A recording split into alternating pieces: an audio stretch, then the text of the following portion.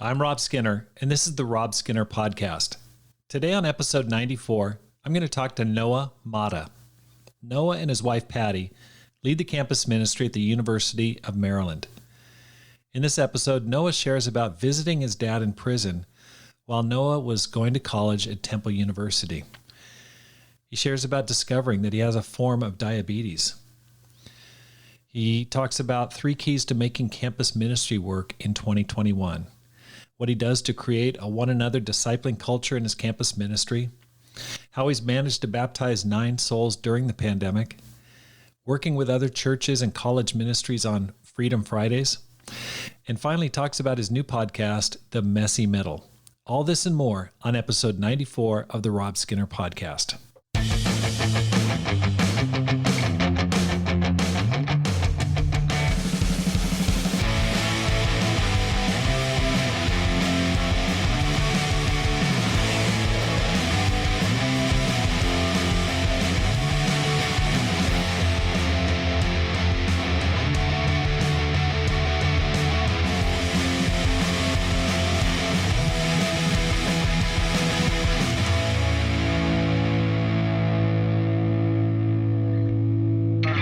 Welcome back to the Rob Skinner Podcast. My goal is to inspire you to live a no-regrets life, make this life count, and multiply disciples, leaders, and churches.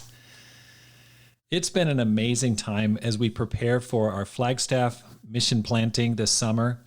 Pam and I are going to be going up with leaders of the planting, Brian and Abby Mackey, and we're going to go up June 1st and spend a month there to help them to get the team off the ground. The summer is going to be spent building unity, building team, doing a lot of fun activities. We're going to go camping in the Grand Canyon, doing all sorts of fun things. Of course, sharing our faith, praying, just doing a lot of stuff to create an amazing mission team. And that's going to build up to our big kickoff Sunday, September 12th, which is about 3 weeks into the semester at Northern Arizona University. And on that Sunday, we're going to have all the churches in Arizona gather and have a massive service. And we're inviting anybody who has relatives or family in Flagstaff to come for that big service. We're hoping to have, 500, 600 people there. It'd be great. And we did that in Tucson, and our initial service was 483, and it's just so encouraging to have a big kickoff. I read somewhere, if you want to have a big church, you got to start big, and it really has certainly helped. But if you are interested in going on the Flagstaff mission team, please contact me and just email me, message me.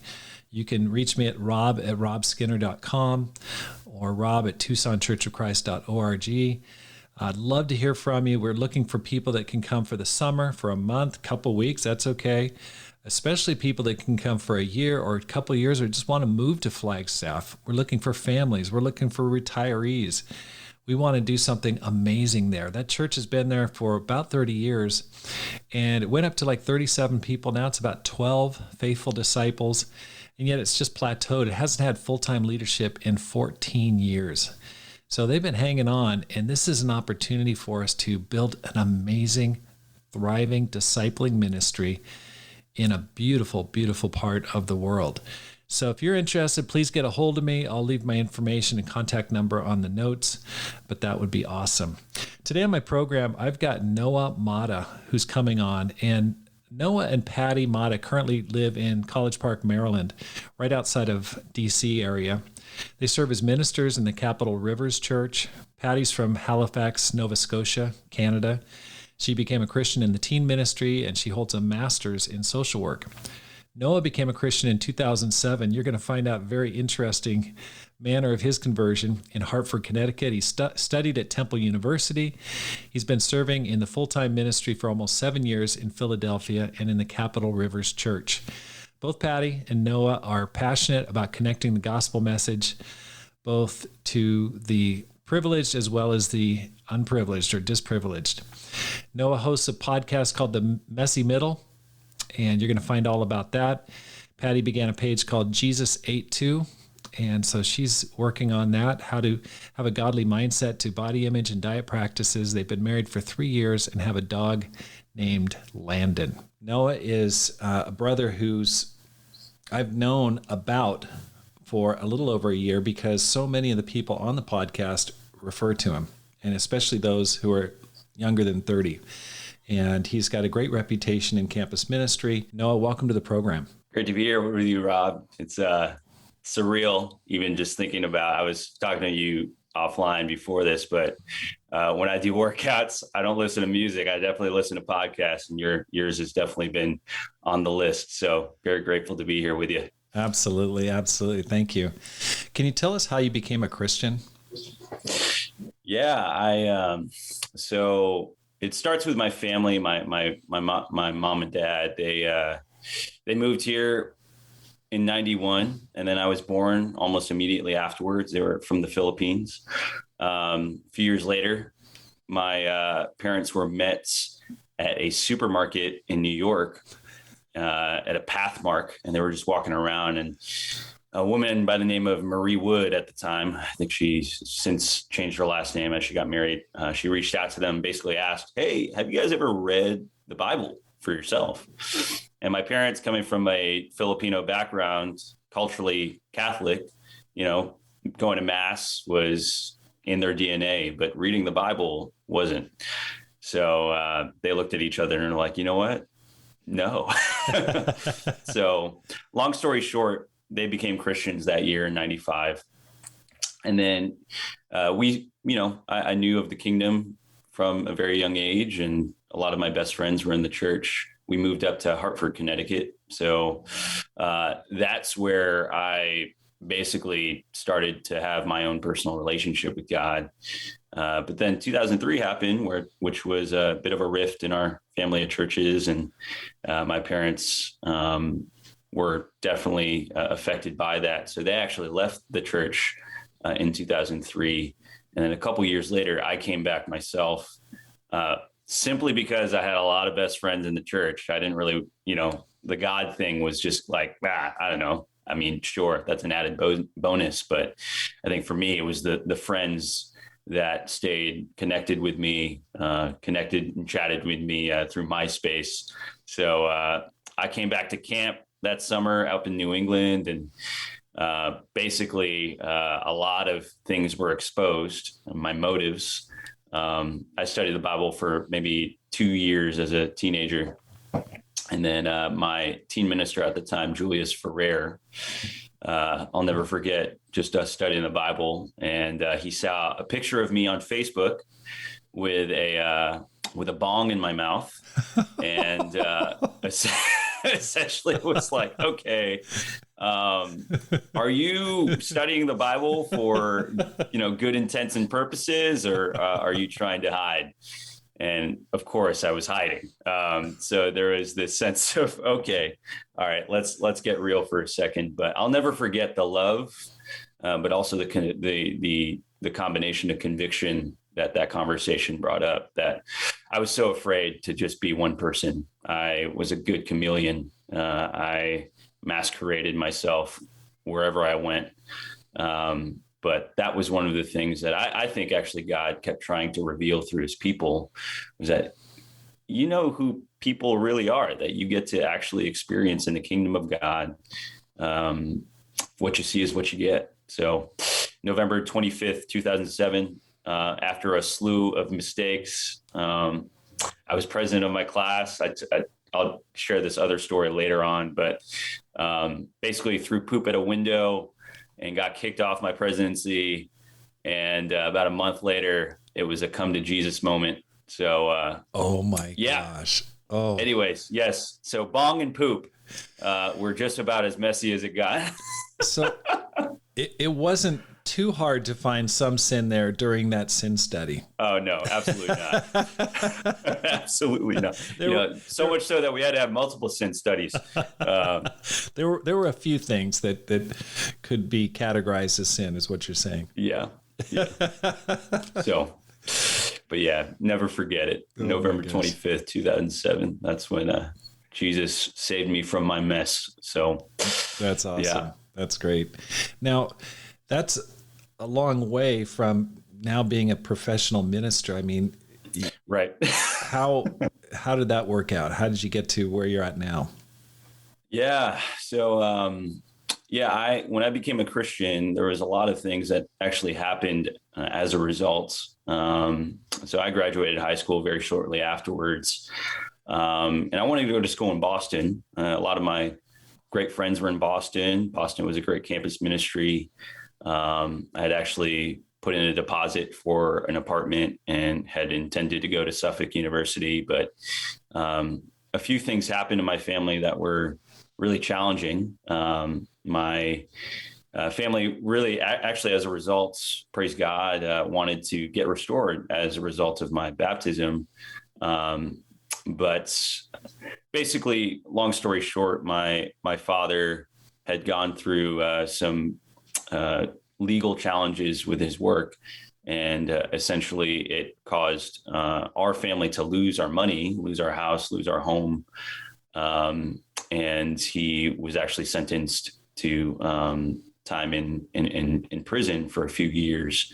So where God's kind of hand and sovereign hand worked through all of it was that I ended up having an opportunity to go to Philadelphia to basically just be part of the campus ministry there. And I ended up transferring to Temple University. And I was really inspired by Philadelphia because of the intersection of, at the time, Hope Worldwide was in Philadelphia. So a lot of great work was done around the city. And it was the first time I saw just both of those worlds together. And where you're able to do Saturday Academy programs weekly, and that's embedded in the campus ministry. And Jameson Malcolm and Lauren Malcolm were leading the efforts there for a while. And I just love their example of building campus ministry, but not compartmentalizing these worlds. And so I was just inspired. I'm like, you know what? I don't have any money in my pocket, but let's just try to make it work. Worked at Chili's for about 6 months to a year with some of my roommates. My roommates and I, we shared one bedroom between the three of us. So that was definitely no way to live, but all the ways to live as a freshman campus student. But then at the same time, my father actually was sentenced in a prison that was right outside Philadelphia, and which was really ironic because none of the he didn't work near Philadelphia. We weren't near Philadelphia at all.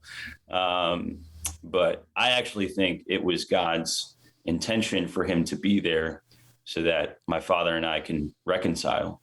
And the one word that I keep thinking about that has brought me to professional ministry is reconciliation. Even just thinking about that passage in 1 Corinthians where we joined this ministry of reconciliation. And for me, I wanted nothing to do with it, in my nature that, with everything that happened in my family, I blamed my father a lot. He was very much someone that I had a lot of hatred for.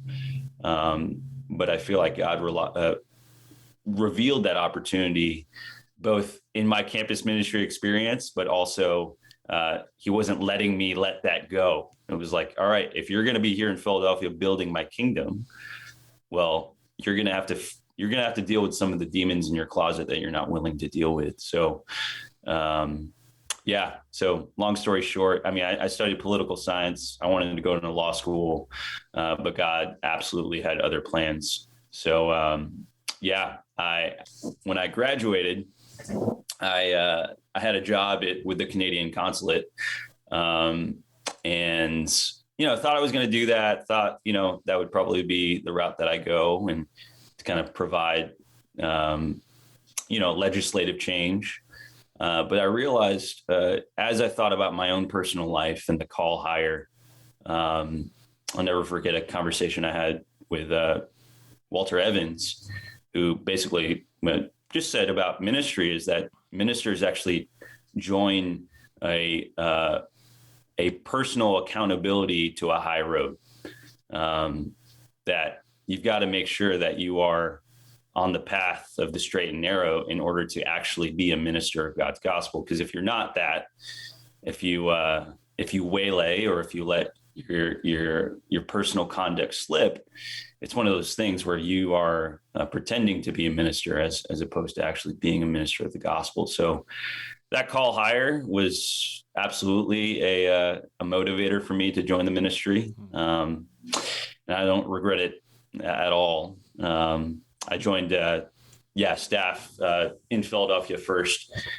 served as a youth and family minister, and I'm so grateful for that. Usually, I feel like what usually happens is the opposite. You do campus ministry first, and then you go into youth and family. But I'm actually grateful for the opposite, because I do think, both personally for my own reconciliation purposes and needs, but also even the way that I even think through building campus ministry has been forever changed because of my time in youth and family. So, yeah. I look forward to talking to you more about that. Let's go back to having your dad in prison. That must have been so challenging, to say the very least. What was it like having a dad in prison? Can you describe that? Yeah. So I think it's threefold. I think one, there's certainly some shame for me, especially because I love my father so much. And I looked up to him so much. And, as a disciple in God's church that he was, I think oftentimes reputation is something that comes up where it's almost like, wait, what? Your dad's in jail? And it was definitely something I didn't like to talk about at all. Part of it was out of protection for his reputation, right? But also too, protection for my own. And I think that was one thing that I had to realize, was that I actually had some prejudices in my own heart about people that were incarcerated. I think probably the second fold is that it exposed my high horse mentality, that I could never end up in jail. I could never see myself being in a situation like that. So it exposed definitely a lot of my own, just my own self-righteousness. I think in a lot of ways I worked that much harder in school because of that, because I felt like, man, I want to make sure that I'm as far removed from that reputation and that identity as possible. But I think that lastly was that it actually helped me. It helped me be a lot more sympathetic and empathetic for other people's pain. I found a lot of strength in my own strength, in the sense of, like, if I work at it, if I do my part, if I do my thing, then, people that are caught up in really challenging situations, it's their fault, which is actually could not be furthest from the truth, So I think for me, that those were some areas that I feel like just the realities that it brought up about having my dad in jail. And actually around that same time, Kit Cummings came out with a lot of these teachings on prison ministry and kind of a lot of the great work that he was doing in Atlanta. And I went down this rabbit hole of just kind of seeing what he was doing. And I actually think what happened was that it exposed even my own effectiveness and my lack of effectiveness in being able to reach environments that were not like my own. So I grew up in New England. I grew up in a pretty safe environment that was not like the Philippines. So I knew what Philippine disenfranchised, downtrodden environments looked like, but I didn't know what that looked like in American soil. So just to be able to see that simultaneously with Philadelphia, being in Philadelphia, having my father being, behind bars, it was definitely challenging and exposing all at the same time, for sure. How did you get it patched up between you and your dad? Yeah. So, one of the things that were brought up in even just my own, times of God, but also with those discipling me, was that, you need to go see your dad at least once a semester. And he was there for 3 years. So he was there for almost the entire duration of my time in college. So I didn't want to at all. But I knew that was what God was trying to tell me. So basically I went and go just spent time with him. And so, yeah, I saw him every semester until he got out. And it was funny, man. Like I saw a different side of my dad that I didn't see before. So basically how it works is you come in, you have to go through a bit of a screening process. And it takes the time where you are intaked and then you actually get to where some of the inmates are. It takes about 10, 15 minutes, depending on how busy it is. And essentially you have to wait at a table while the inmate actually comes in and they're ushered in by the guards. So I'd see my dad at a distance for about 2 minutes before he actually could make his way to the table. And every time I could have sworn my dad was more jacked than the last time around, just because and every time I give him a hug and his hair's longer, his arms are bigger. And I'm hugging him and I was like, dude, what in the world are you doing in here? He's like, what else is there to do but to read my Bible, play basketball and work out? You know, I was like, oh, that's awesome. Oh my goodness. Even that, I feel like God was really trying to build a different relationship with my father and I. And all we had to do was talk, you know? So I think for me, the first few meetings were really tough. It was a lot of me being silent and a lot of my father just saying sorry. And I think it took a lot of those moments to break me. And I think the human side of it is really what broke me, is being able to see that my dad was not in street clothes, but he was, you know, he was in tan clothing that was given to him by these prison walls. And I'll never forget just praying every time I drove back, and just weeping that I hated my dad. I was so upset with the situation. Why did this have to happen to us? And he's the reason why it's so hard to afford, you know, living my life right now. And he's the reason why it didn't end up in Boston. But the reality was that no, it's God needed this to happen or wanted this to happen so that I could see my need for him. That it was one thing to become a Christian and leave my life, but it was another thing to stay one and to enter in this ministry of reconciliation. So. Wow. So your dad got out. Is he still a part of the church? Dad and mom? How did things end up?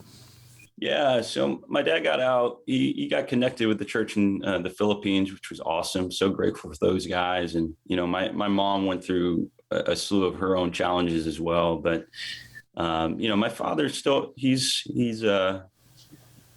working on his faith. You know, we're praying for my dad. And, but my mom, I'm so proud of my mom. She worked through a lot of just kind of hurt and healing that was needed since that time. And she actually helped serve and volunteer one of the summers that I was coordinating at Camp Hope for Kids. And through that experience, it kind of grafted her back into the church. And, you know, she's a firm believer, firm follower of the Lord again, and got to restore her relationship with God as a result. And so that was awesome. That, I think, was one of the special just moments, even for us, my mom and I, to almost even rewrite our history too, because I think those were some really challenging years, not just with my dad being in there, but almost even for a while, I felt like I had to kind of play the role of my father in some ways as an emotional support for my mom, all while being in college and trying to be a kid and grow up and have fun. So I made my own slew of mistakes. But I think even camp, that I mean, if you've ever been at camp, those listening would probably even know what that feeling is like. Any kind of camp period, but Camp Hope for Kids, even just being able to work together as a staff with multi-generations, there's almost nothing like it, where it's I envision that's what God wanted the church to feel like, was that, you know, as my mom's a nurse in the lodge and the nursing station, and I'm over here in the office trying to coordinate some of the calendars, you know, it was surreal. It was the first time my mom and I got to actually, you know, till the soil together for God's kingdom. So Right. that was awesome. Yeah. My kids all went there at one point or another, maybe some multiple times, and would come back and just tell stories of, great things and also challenging things, how hot it was, how humid it was. We're from the West Coast. There's no AC. Nope. Yeah. I've got some good memories with your son, James, man. He played the Joker one time, and we didn't know that he'd be such a good Joker, but I was like, man, move over, Heath Ledger. We got James Skinner over here. Yeah, amen. Oh, that's great. So how did you meet Patty? Where's Patty come into the picture? Yeah, my pride and joy, my crown jewel. Yeah, so it's funny. I dated a few times before Patty and I became a thing in the kingdom, and I'm grateful for those times because I think it was because of those relationships that it helped me see Patty. So Patty and I we're 4 years apart. So we actually met at New England teen camp. I was a counselor and she was a teen. We were dating other people at the time. So, there was no reason for us to be interested in each other. But I always remember her first impression on me was that she was just really funny. And I didn't know that was something that I actually really appreciated in the opposite sex. But I was like, wow, Patty's really funny. So that came into play. We ended up seeing each other again at a international campus ministry conference in New York a number of years later. And I was in a hotel lobby and I saw her from a distance. And she actually, I didn't know if she saw me. And I was like, oh, that's Patty. But I didn't come up to her. And then I turned the other direction. And then all of a sudden I hear my name, no, Amada. And I was like, so I looked over and it was Patty. And it was funny because as we talked and had banter back and forth, I don't even remember what we talked about, but the same feeling came upon me. It was like, she is really funny. She is we can talk, we can banter, and she can, she can vibe, as they say. But again, never asked her on a date during that weekend, missed my window of opportunity. But then a number of months later, I was on a bus back from Boston. I was at a wedding, and, coming back from a wedding on a 6-hour, bus ride, you're thinking, oh, who could it be for me? Right. So, I'm scrolling through the black hole of social media, and all of a sudden I see her post about she was raising money to actually go on a youth corps to the Philippines. And she was actually deciding to quit her job at Michael Kors because of a number of things, consumerism, but wanting to really kind of unload her lifestyle so that she can really get her heart prepared to be able to go to a situation like that. And it just inspired me. I was like, wow, I really appreciate the way that you talked about it. So I felt like the Holy Spirit moved my fingers to my phone and opened up her Facebook Messenger. And then I texted it. It was like a blur. It was like I was in a trance. But basically I was like, hey, Patty, really inspired by what you just wrote about with you going to the Philippines. Really want to hear about how what you're thinking through and the reason why you want to go. Do you want to talk on Wednesday? Wow. And I hit send, and then my heart sank because I was like, that had to have been the most forward, Facebook message you've ever sent. And to my joy and surprise, she commented about 5 minutes later, actually shockingly soon. And she was like, actually, I would love to talk. Let's talk on Wednesday. So basically, long story short, we ended up not talking about the Philippines at all, and had a 2-hour long Skype conversation that turned into just an incredible friendship. And funny enough, a couple of weeks later, I got a call to see if I'd be interested in actually joining to go on this youth corps into the Philippines at that same time. And it was around the Christmas season. So yeah, that trip changed our lives in more ways than one. yeah, told her I liked her there. And then, we had just a great cloud of witnesses around us and started dating shortly after that. So it was special for me because I got to see her with my people, being in the Philippines, being someone who was not Filipino in the slightest. She's Canadian. She's from Halifax, Nova Scotia, but she fought to learn the language. She fought to be with the people. It like breaks me to tears right now because I'm like, that's why I wanted her to be my partner in crime, or the opposite of crime, holiness. But so that's how we got connected. We dated long distance for a couple of years, and then she moved to Philadelphia because I was on staff in Philadelphia at the time, to get her master's in social work. So and that was a crazy year in and of itself. We dated for a year in person, and then got married about a year after she moved over here. So wow. Yeah.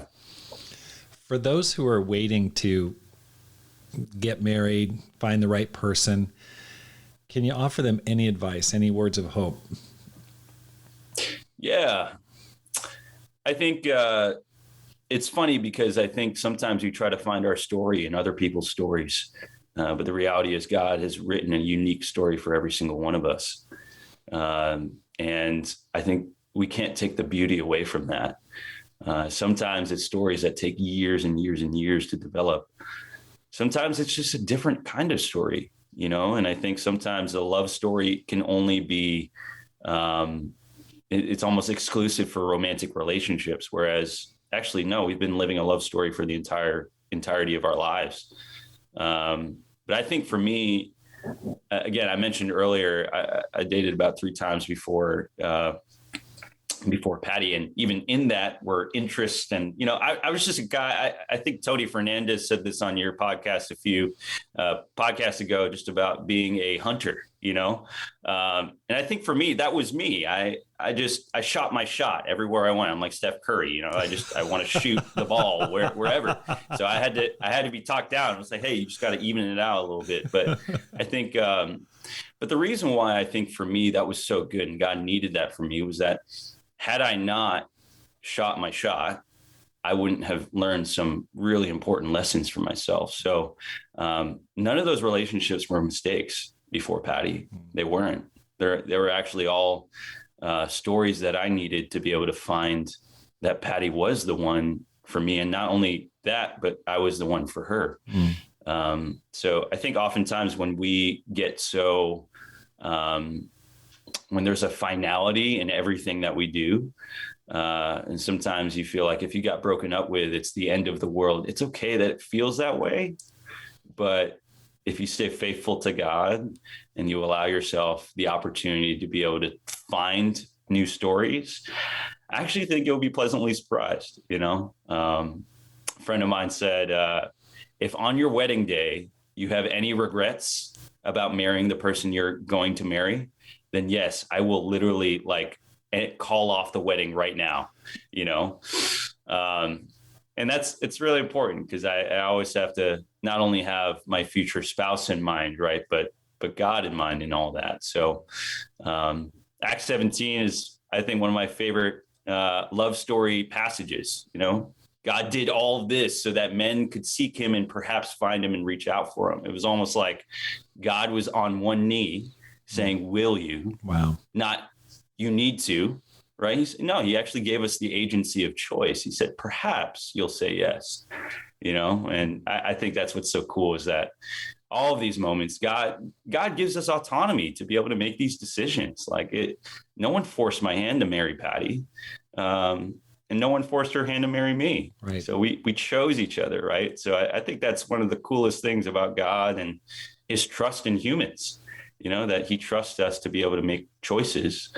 And some of those choices hurt us, but some of them actually create, I don't know, just a huge garden of success and just love story. So thank you. Well, thanks for sharing about your dad. And I'm sure that's a real sensitive topic. Can you share about what's your proudest moment as a disciple? When you look back, and how old are you right now? Are you 29? Yeah, 29. Okay. When you look back on your life as a disciple, what can you share about a time when you go, man, that just felt awesome. I just felt like that was a great moment in my life. Yeah. Oh, this is hard. It's especially thinking about like my proudest moment. It's like I think we've had to rewrite the script of that too. Or it's like pride or I'm proud, it's, but yeah, could I share two things? You got it. No problem. Okay, great. All right. So one is, I am really proud of my days in campus ministry because of the camaraderie and teamwork that I learned, not just in my own campus ministry, but I actually think, goodness, I think about my interconnected relationships all throughout the kingdom, that we were really all of our teammates, that a brother of mine that was in San Diego was my teammate. A brother of mine down in Virginia Tech was my teammate. We had a text thread with all of us. I remember one week okay, hear the righteousness in this, and then hear the sin in it. But we had a text thread of just all of us were like, we want to save sorority women. And it was like, you need to just reach out to sisters in sorority all week. And that all of us got to share just our victories in that. And I remember doing that. And there was just this spirit of, man, we are idiots, but we're like idiots together. And I think about so many of those guys right now that are off doing incredible things, whether they're in the ministry or not. And I'm just really grateful for that, because I do feel like I have an interconnected relationship pool that if I were ever in a time of crisis, that, man, I've got guys all over the world that will be at my beckoning call. If ever something happened to me, I know that my family is going to be totally fine. And that's why I'm so grateful for, just thinking about that as being one of my proudest moments. And then secondly, I'd say outside of marrying Patty, I think one of my proudest moments as well is learning just the art of being vulnerable. And, a few years ago, I was diagnosed with diabetes. And that was something that kind of runs my family. But my my knee-jerk reaction was to hide it, not tell anybody, and just kind of work as hard as I could to just deal with it. But the pain was too much to bear that I couldn't hide it. It was ridiculous for me to do that. And I felt like I had a decision to make, to include people in my struggle or to exclude them. And I think because of that, it actually opened wide doors evangelistically. It opened wide the doors, even just in my compassion. Again, I feel like this is a running need for me, is to have to learn how to open wide my heart. And through that, it created some really cool memories and really cool moments of just even going. Gym culture was something I didn't really care. I loved playing sports, played basketball and soccer, but never really, liked pumping iron. But now it's like in my DNA, where it's, I pump iron, not just because of my health. And I don't even do it because of the aesthetics, but I do it because it's actually one of the easiest places to reach out to people. Right. The amount of conversations that I've had with men in the gym that have talked about their insecurity about their body image in the gym, it created this kind of visceral effect of vulnerability. Whereas it's almost like that's where my mind is every time I go to the gym now, where I'm like, I can't wait to talk about someone's heart today, So yeah, I think those are some of my proudest moments. Again, I think those are just opportunities that God has just kind of exploded Right. in our direction. But I think those are some things I'm just very, very grateful for. So With your diabetes, how are you treating it? yeah, so I have a rare form of it called MODY. It's called a maturing onset of diabetes in the young, and it's newly researched. I did some genetic testing a few years ago, and because of my endocrinologist, he suspected it because he was like, okay, you don't have type 1. So type 1 is typically the one that you have to, shoot insulin so that your pancreas gets the insulin that it needs. My pancreas is less sensitive to insulin, which is most seen in type 2 diabetics, but I didn't necessarily fit the bill for a type 2 diabetic. So basically MODY acts as type 2. So you would basically treat it in the same way because that's what where the research is now. But I tried to stay away from medication as much as possible and really just pursue diet and exercise.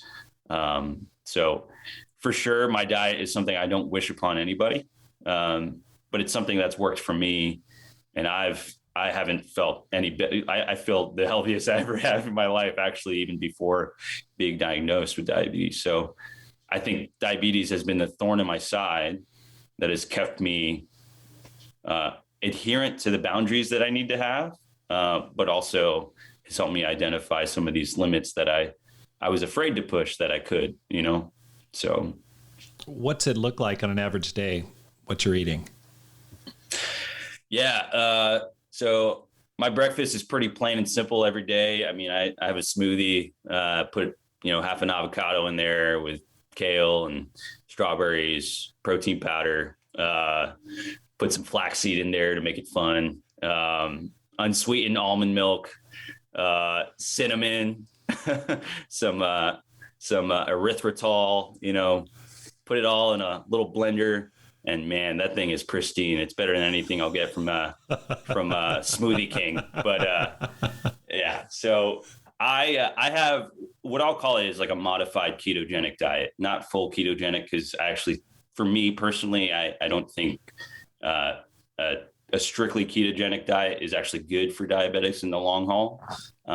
So I still need vegetables. I need that sustenance. But I usually go for lean meats. And, on the occasion I'll eat red meat, just because we only got one life. So that's right. You must be absolutely ripped. What's your current body fat? Yeah, it's low enough where you'll be like, okay. So the guys who know me, they're like, okay, that's unfair.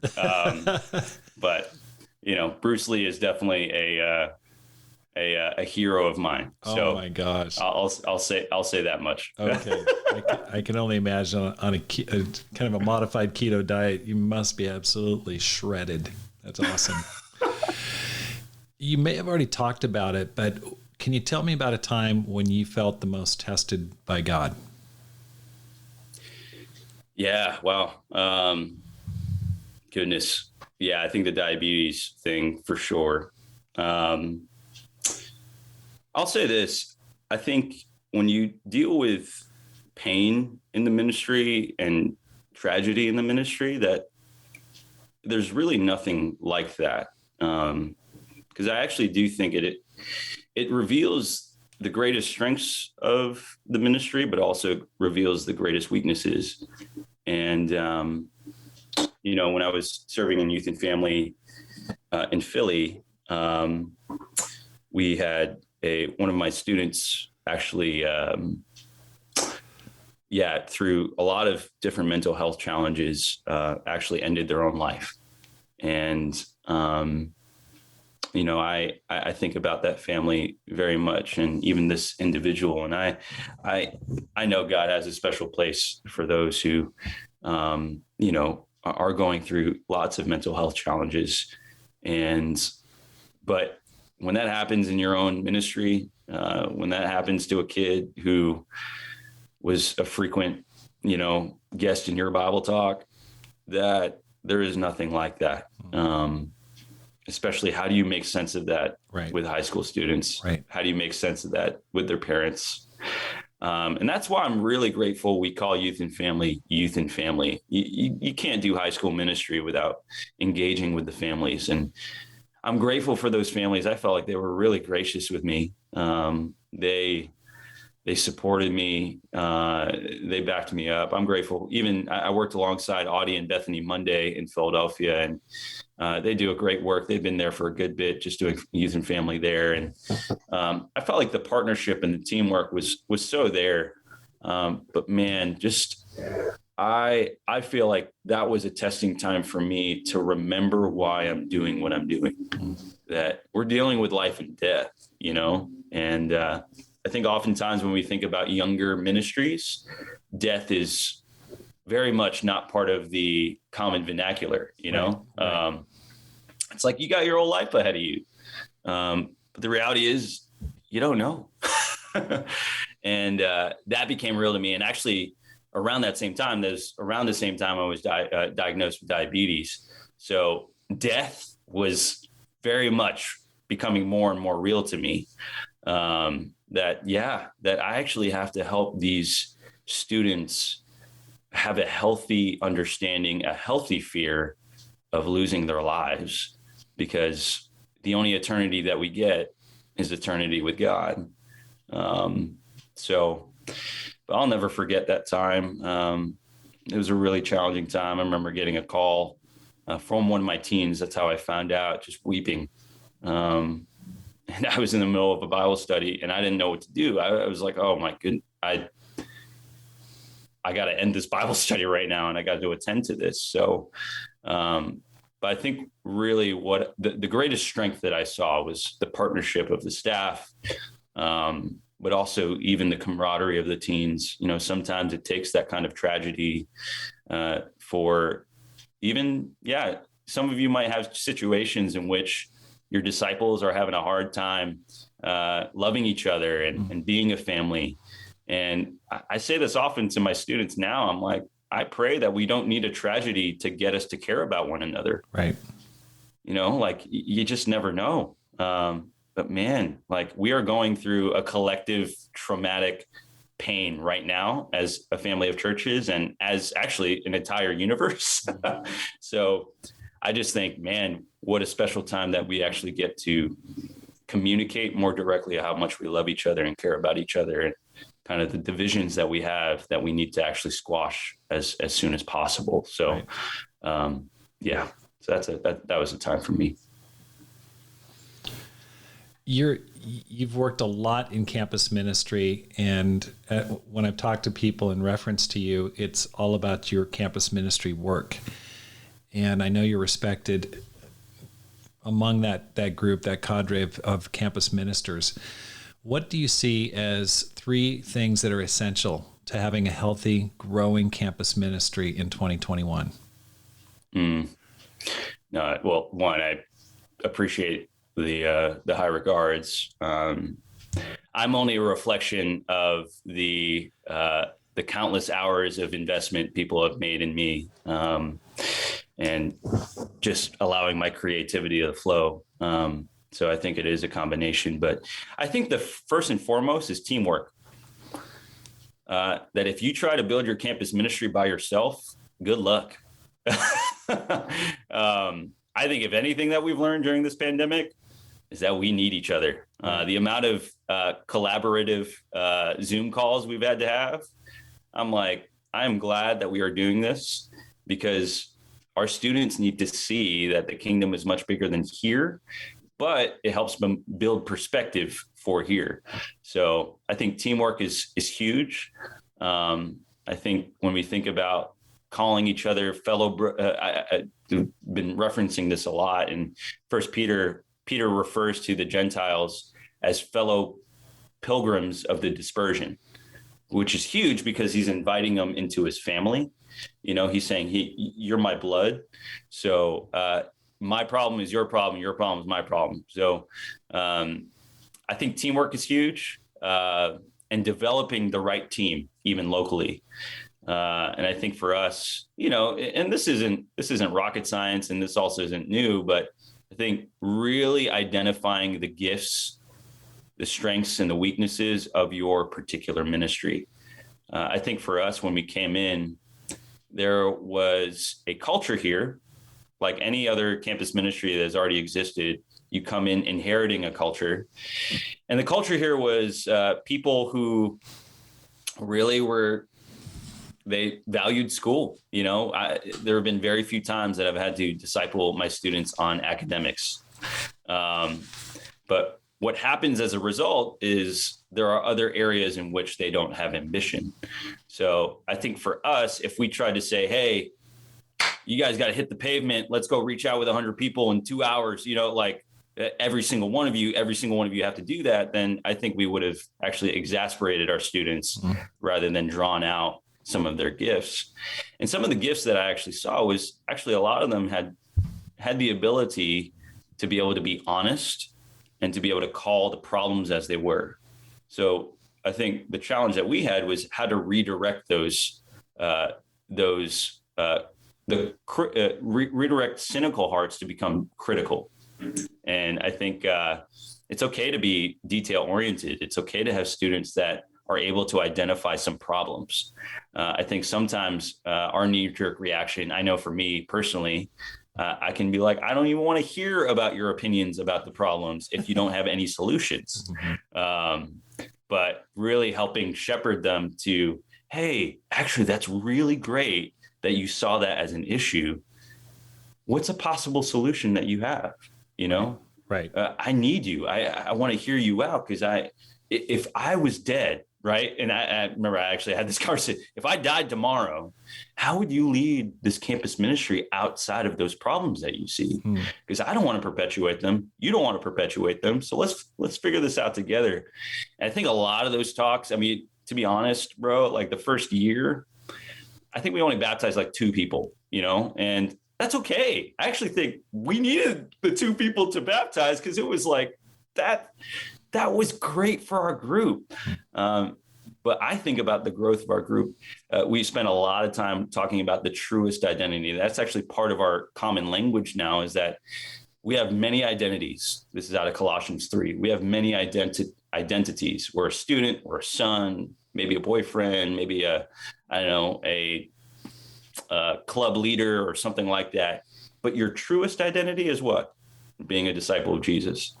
So how do all of those things revolve around that truest identity? So I think because of that, we've been able to have more, I think, very spiritual conversations, not just behavioral conversations, but hey, do you realize that the fact that you don't want to reach out to anybody, that's actually a spiritual challenge that we need to talk about.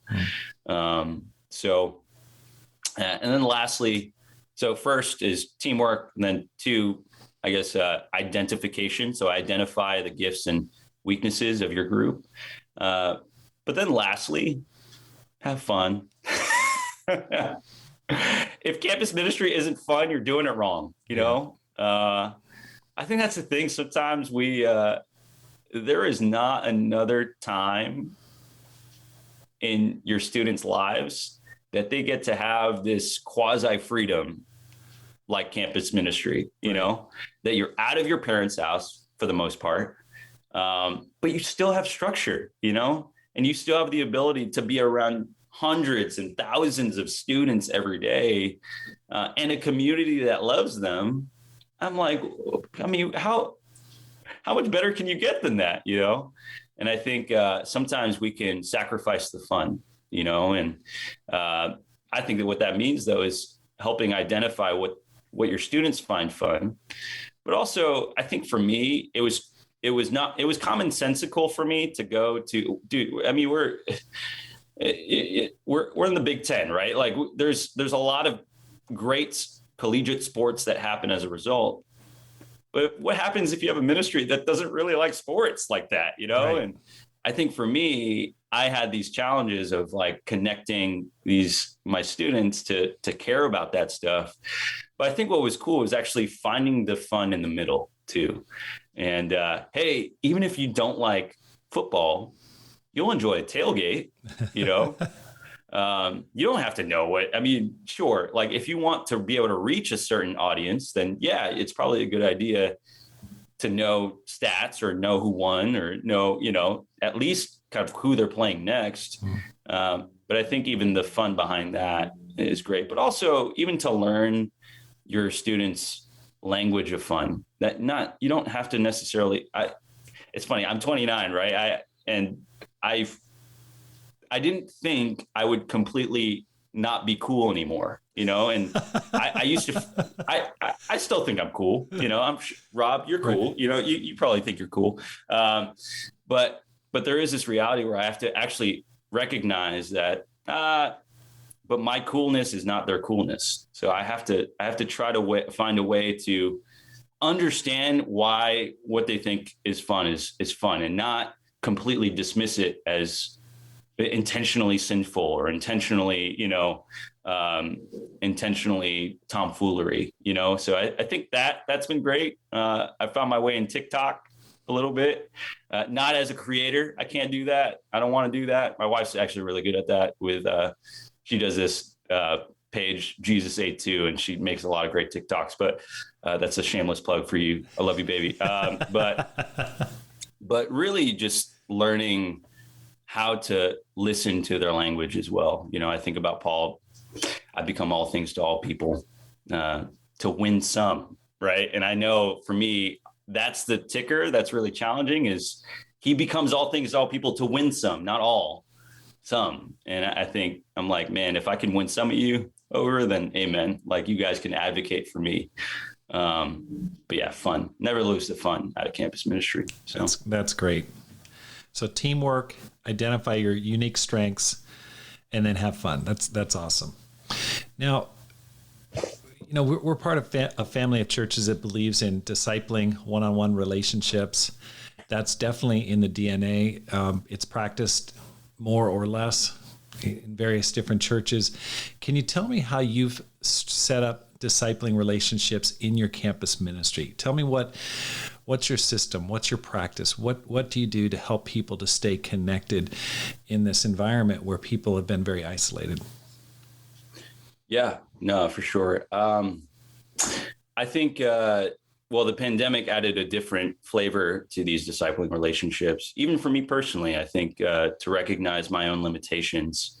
I think that's why I'm grateful even for a lot of the campus ministers really helping us identify what can we do and what can't we do. But I think with discipling relationships, I think there's a reason why it's good for campus ministers to focus not only on their leaders, but also those who require to be won over. And I think sometimes we can leave it to our leaders and our student leaders to win over those that are difficult. Whereas I actually think for me, and I think it depends on your situation. I mean, our campus ministry, with everybody here pre-pandemic, we're at 28. So I'm able to reach the downtrodden within the group. And if you got a larger ministry, I think the way you think through that, it's almost like you still need to work with your student leaders to help kind of shepherd those that are in more difficult situations. So, but for us, the way we structured it, especially post-pandemic, and I think what's actually been really amazing is one, I disciple my key leaders, but also I also help them and actually hop in every other week with their discipling relationships with the guys that they're discipling. And I hop in and I just listen, and I provide feedback as a result. And I think what's great about that is it exposes some of the challenges that I have of being a micromanager. So I think as a lot of leaders, we want to be able to put our hands in those situations, but it actually forces me to learn to be a better listener. So I think that is just an amazing, it's been an amazing lesson for me, but also even for our students to really believe that their campus ministers listen. So that's something we do. We do a 2D groups a month, 2 discipling groups. And essentially one is devoted to it's a goals-oriented discipling group. So I think oftentimes discipling groups can be just kind of like a threshing floor, like let's just get it all out there. And I think there's a place for that. But if you're doing discipling right, that those discipling groups don't have to be that, that they need direction.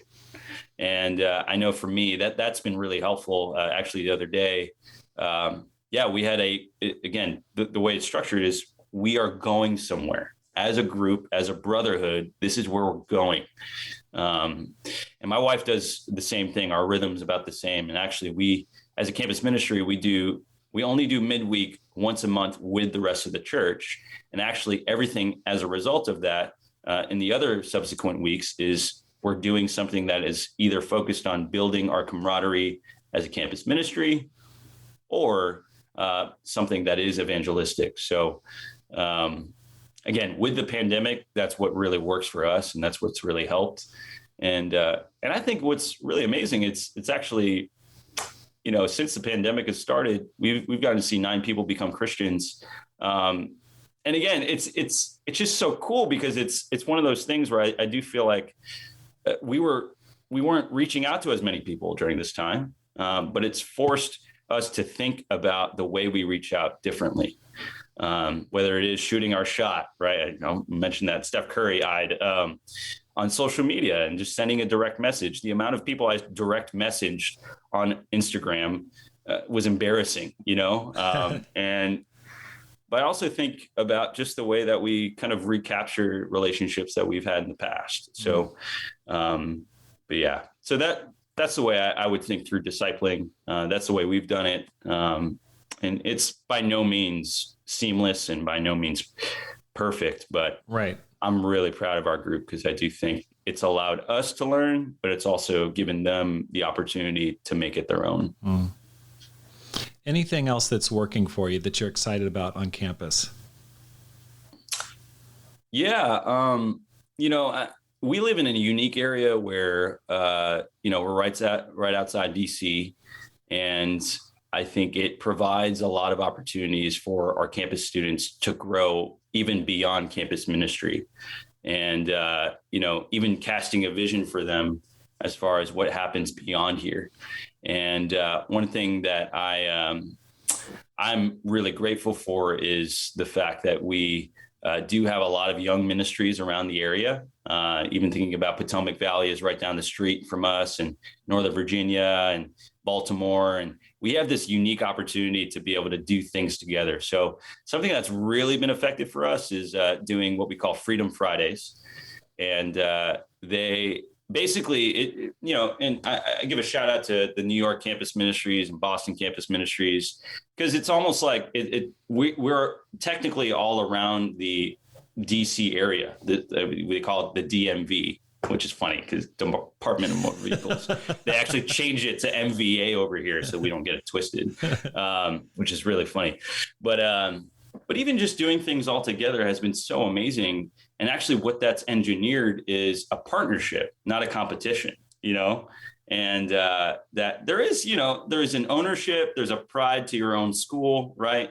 But even the fact that, man, let's get rid of the jargon of like reporting numbers that are comparing each other. It's, man, a win for you is a win for me, and if that's a win for you, I want to learn how'd you get that win? Right.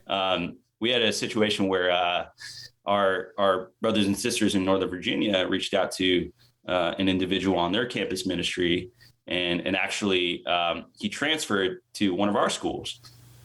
And through that, because of the pandemic, it was a lot easier for us to have joint Bible studies. And through that, we met up in DC halfway, and we're able to finally do an in-person Bible study. A day later, we got to baptize that individual. But it was just like man, we're doing this together. Like we're trying to win the city together. So I think that's been what's really been so amazing for us. Before the pandemic, we did something called Capital Collective. And that was, people listening on this call that has experienced it. It was just born out of a desire from young people all across our ministries, whether it's in the young professionals down in Northern Virginia and us, around Potomac Valley, Baltimore. And we wanted to get together to do a worship night in the city. And we actually got a huge space in George Washington University. And I remember the first time we had it was wild. Like we had, we didn't know how many people to expect, but we had I think it was about 150 people show up, and 150 young people were just there worshiping God together. And what was so amazing is we had it set up where afterwards, especially for our guests that came, if you want to get connected to a local discipleship community, you can reach out to us and fill out the sheet by where you live. And that's the uniqueness about here too, is a lot of people work in DC, but they either live in, Arlington, which is in Northern Virginia, or they'll live in Silver Spring, which is by us.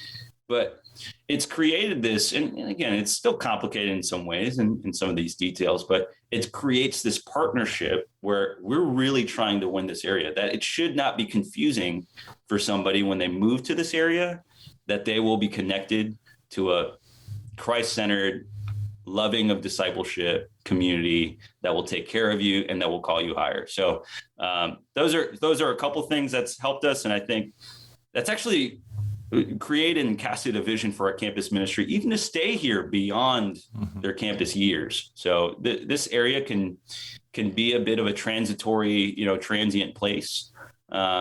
But I think what's great is, even my vision for this place is that this becomes a place that we send out, but also send in, so. That's great. So you're essentially working together with all the different churches and the different campus ministries. And at one point, that used to be one church. It was the Washington, D.C. church that Russ Ewell started back in probably late 80s, early 90s. Yeah. And so those have kind of split and then become their own separate churches. But what you're doing is you're working together to share resources and point people toward a ministry that's close to their bedroom community.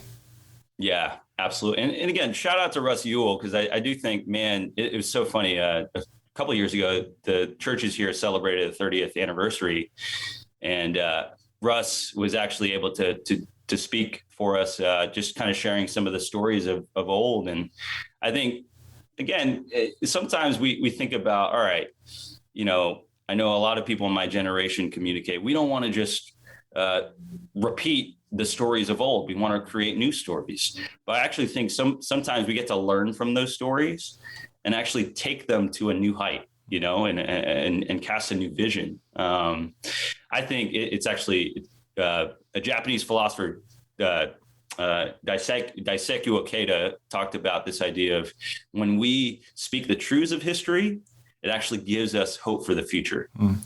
And I love that, right? Because it's like, man, I don't know. I'm a history nerd, buff, whatever.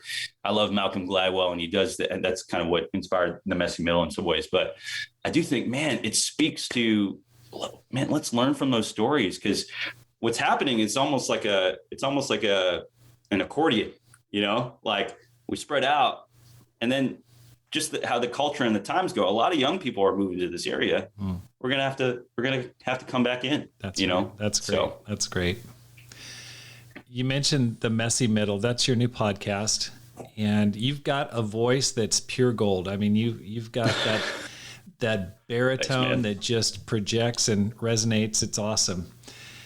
What inspired you, and what do you hope to accomplish with this podcast? Well, there's a gentleman by the name of Rob Skinner that has man, it's I'm sure maybe some sentiments that you can relate to with creating your podcast. I love what you shared. Just there's kind of a buzzing, like in your heart, that, or a feeling. There's a German term called Grenzbegriff, which means like the idea of like there's something there, but you can't quite put your finger on it. And I think for me, one of those things has been, I love to write, but I think a lot of what I write is I keep it locked tight in a journal, because I'm also afraid of revealing some of those thoughts. It's kind of like the diary of a 15-year-old guy or girl that gets exposed, and like, don't look at it.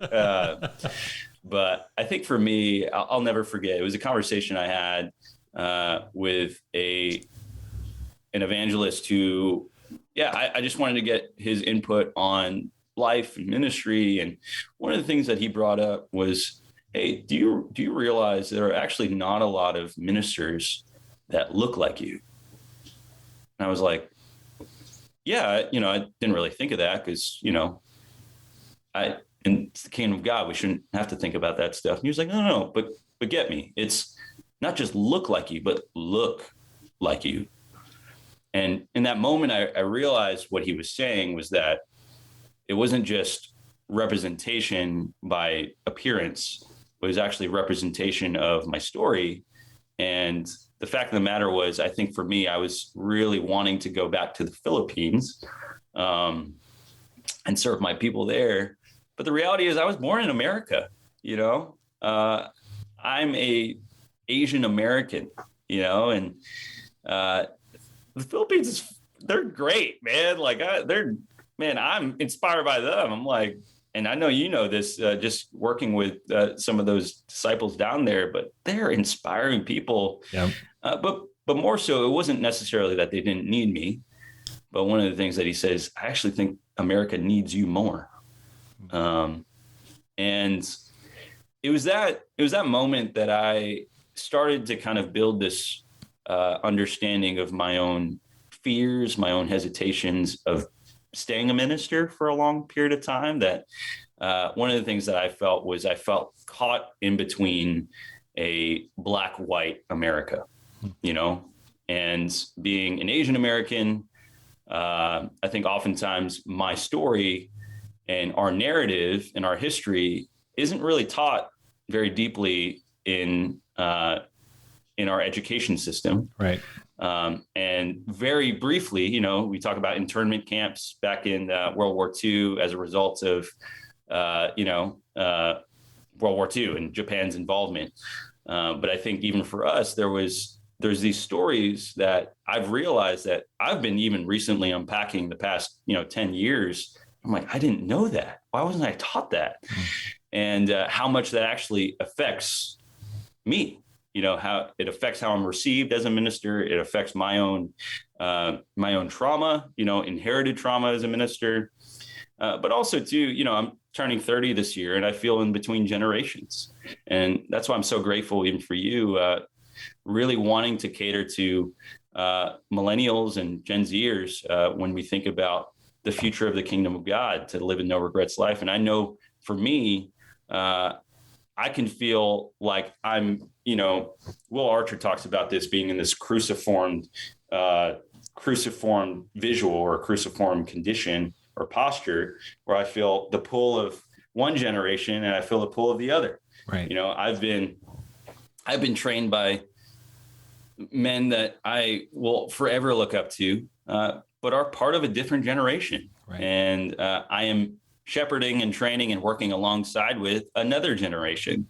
And both generations have unified thoughts on a lot of ways, but both generations don't on so many ways. And I think about, for me, it's like, so this feels like a big mess.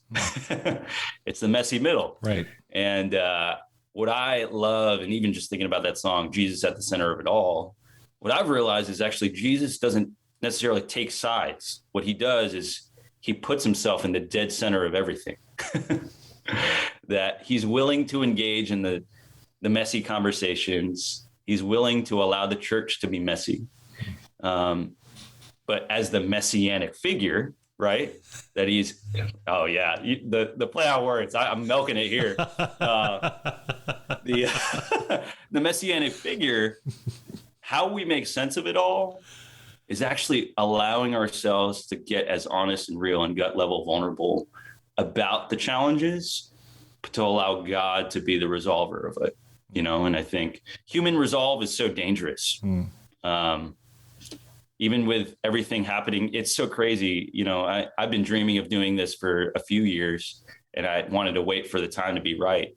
And I decided to launch this before all the AAPI issues came up and Asian hate crimes.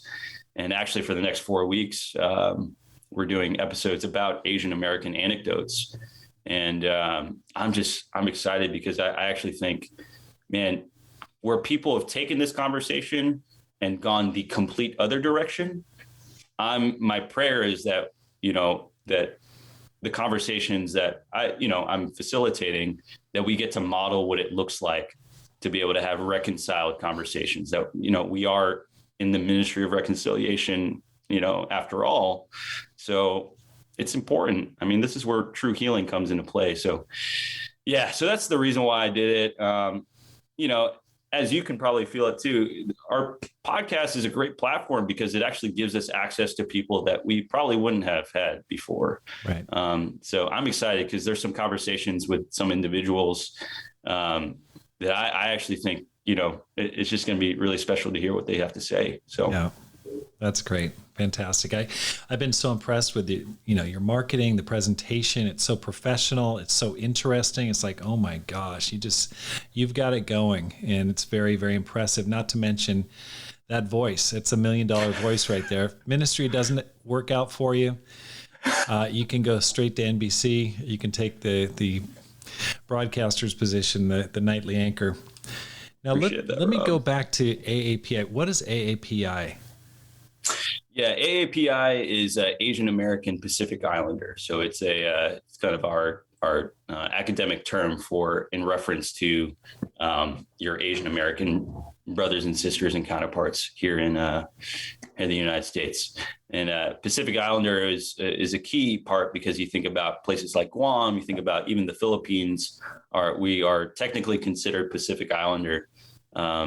So there's a lot of even nuanced like intricacies behind that terminology, but so that we're not singling or excluding anybody from that term, AAPI is usually what I'll say instead of just Asians. Got it. It's interesting that you mentioned the Asian American hate crimes against Asian Americans. I got a text from Felipe Marias yesterday, and he said, "Hey, can you call this person? They're in a tough spot." And it's a person that we've been reaching out to in the singles ministry here in Tucson. And so I called him, and he said, "Man, he's Chinese. I don't know if he's Chinese American, or he sounds like he's born in China, but working here at a local Raytheon Corporation." And when I talked to him, I could just tell he was so distressed. And he said, "Yeah, someone moved in upstairs in my apartment complex a few days ago.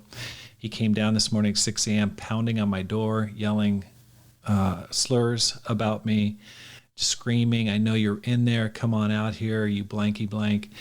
And did that multiple times all throughout the day. So he couldn't leave his house. And he called the police. He led his apartment complex. Now this is just yesterday. This happened yesterday. Now this guy is the nicest guy. I mean, he's the sweetest guy, and he just was close to tears, sharing my family just came to visit a few days ago. I'm so glad that they have left and didn't have to go through this. But the guy just waited outside.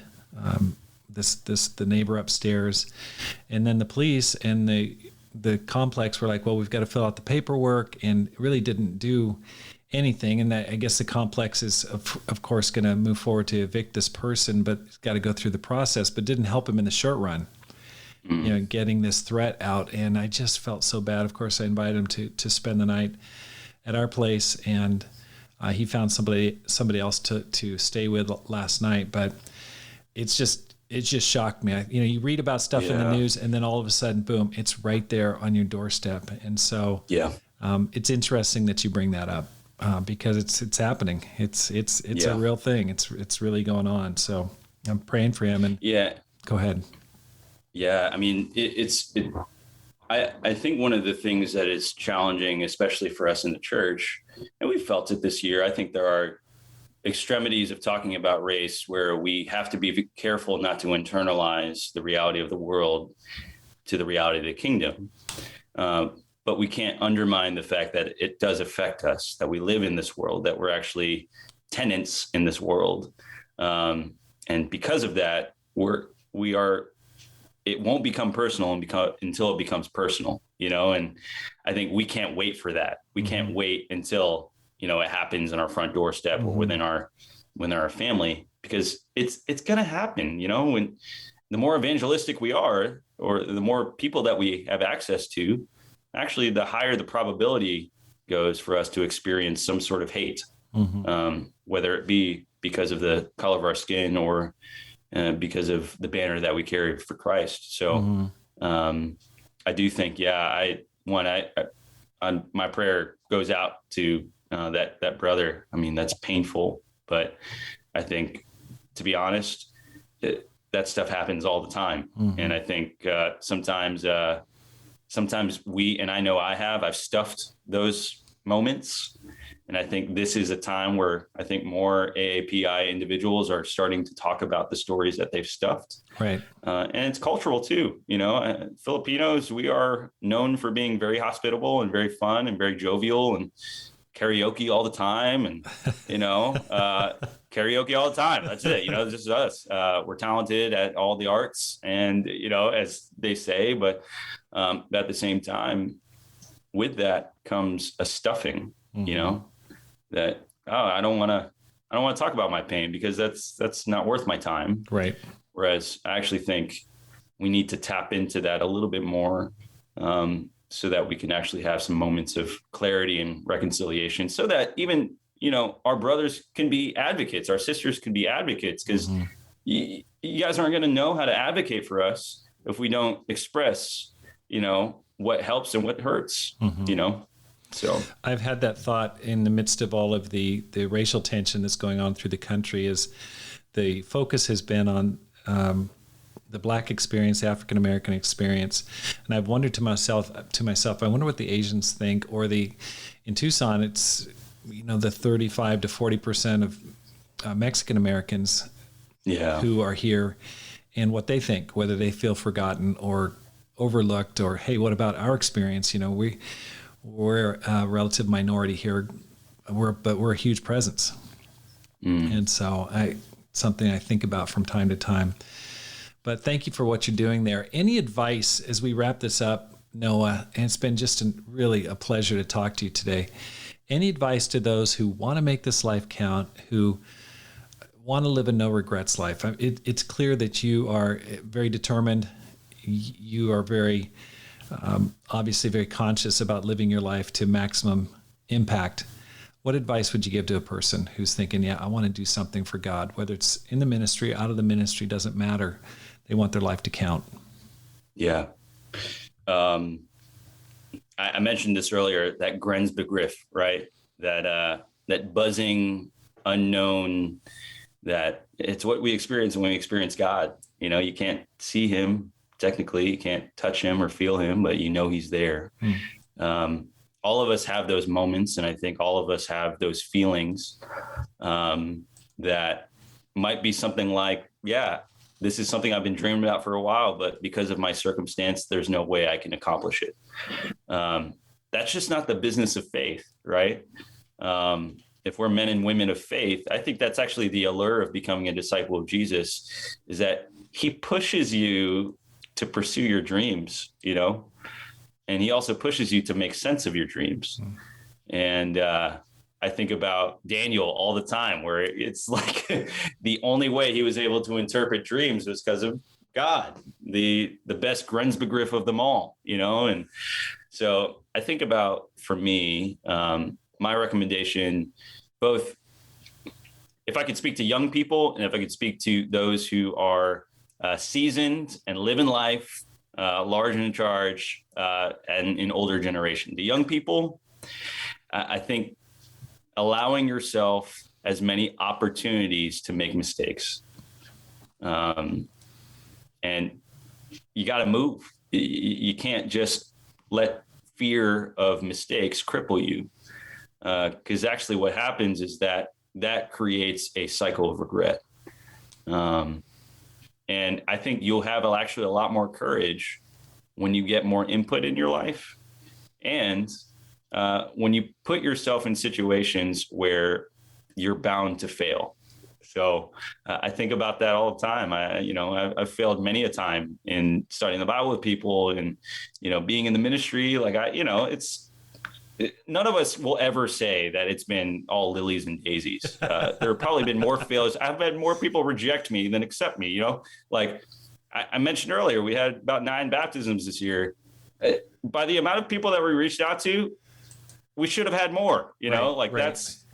That's the operationalization of, going after pursuing opportunity over fear. But for the older generation, that your time has not yet concluded. I think oftentimes I have conversations with those who maybe have been disappointed in past. Maybe you had dreams of being a minister in the past, but maybe you had a conversation that hurt you. Maybe you had a conversation that made you feel like you weren't enough, or you weren't cut out for the ministry, or you weren't cut out for this job. But I actually think, don't let those memories define the next stage of your life. Actually, I think sometimes it might not be that you weren't cut out, but maybe it wasn't the right time. And at just the right time, God operates in this way where, if there's a Grensbegriff going on, maybe you're dreaming and planning on going on a Flagstaff mission team. Maybe you're dreaming and planning on going on a mission team even here in the DMV area. Don't silence that because of the hurt that you've had in past.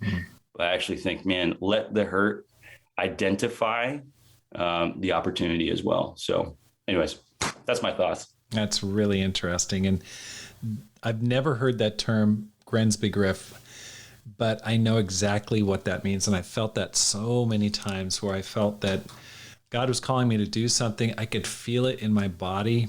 I could feel it, but I couldn't define it. I just could not put my finger to it. I just knew that there was something. And I felt that at times, I felt like maybe we're going to move. Maybe we're going to do something different. Maybe God's calling us, but I felt a kind of a anticipation, before something, like something's going on, but I can't quite put my finger on what it is. And I think that's really true. When I thought about my putting this podcast together, I felt that exact same thing. Someone asked me, when did you decide to get a podcast together? And I literally can't remember. It's just so weird.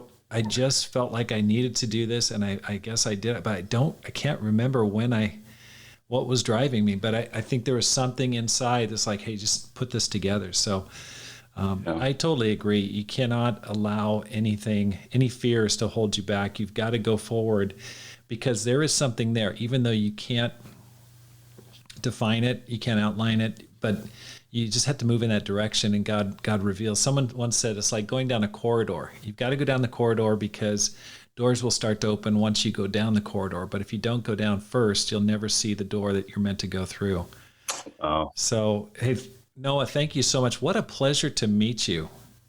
Absolutely. Everything said about you is true, and not even half has totally fulfilled what I've experienced here. Oh man, wait till you get to know me, Rob. No, I'm so inspired by you. Thank you so much just for your effort, and honestly, your example throughout the years, and stories like yours that you allowed God to use you and create those opportunities that keeps us believing. Yeah. So thank you. Thank you. Really appreciate it. Thank you so much for listening to the Rob Skinner podcast. And if you're enjoying this podcast, let me just ask you a favor. Please hit the subscribe button and let your friends, your church friends, your family know about it and how to find it. Please spread the word, because my goal is to inspire you to make this life count, live a no regrets life, and multiply disciples, leaders, and churches. Have a great day and make this life count.